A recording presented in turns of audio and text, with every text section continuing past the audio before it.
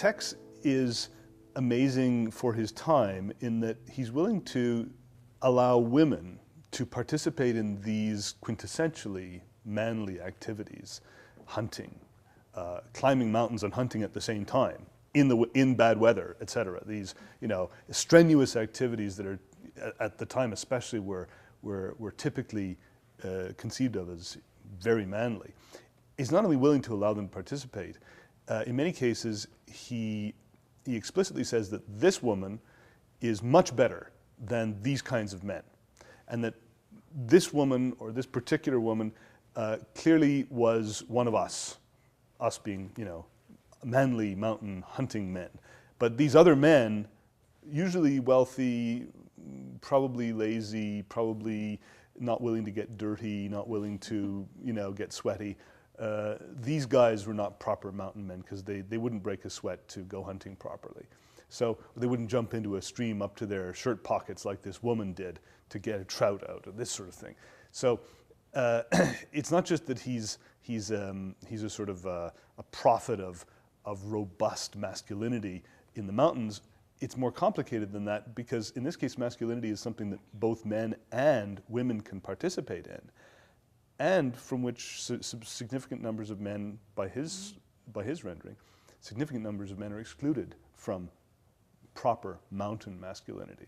When we looked at Tex Wood, one of the things we noticed was that Tex spends a lot of time talking about what proper behavior in the mountains is, especially not just proper behavior as a guide or proper behavior as a hunter, proper behavior as a man or as a woman. So as Andrew said, mountain masculinity was our way of coming up with what did it mean to have proper behavior in the mountains. And it meant to act like a real man for Tex Wood. And acting like a real man means a lot of things, but it means you don't complain when things get difficult. You do your part, you look after other people. It means that you know the skills to survive. You know what they are.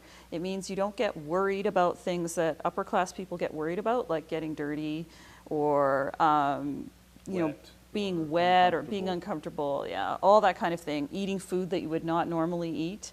It also means not wasting other people's time. And it also means taking responsibility for something. So if you shoot something, you should make sure that you shot it properly. You don't get the guide to do it for you. So that's pretty much, so we looked at that and thought, that's what mountain masculinity is, as opposed to other ways of being a man in our world.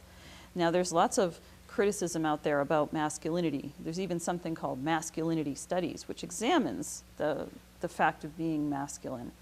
But we really wanted to make this specific because it seemed like Tex had very specific ideas about what these things were. And a lot of his stories were about telling or instructing potential tourists how to act, and making fun of mistakes so that you know what the right thing to do is. And a good example is women who don't complain. Women like Mary Vaux, who's a good example. She was a geologist and an explorer, and also did scientific work on glaciers, plant identification with her husband.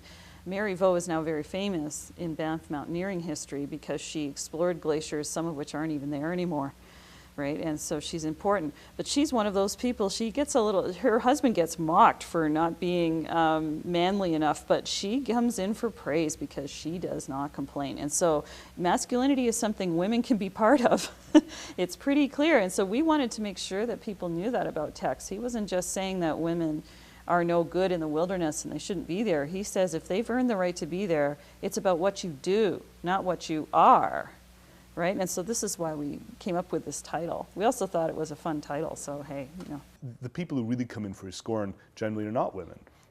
One or two who refuse to, do camping things properly, but it's really men, and especially upper class men, and most especially British upper class men, which is interesting because in a certain sense he therefore hides himself behind his critique of people who are right. What he was. He is one of them. Yeah, he is definitely one of them. And he knows them.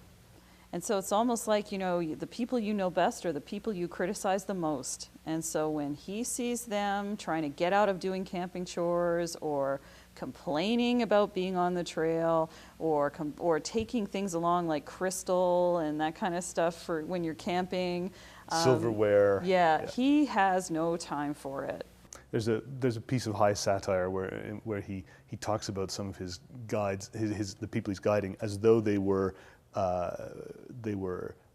British big game hunters in the Raj, and he talks about beaters chasing bands of gazelle past their guns while they sit under the shade of a punkah, and this sort of high parody, setting them up as though they were stereotypes of British imperial culture.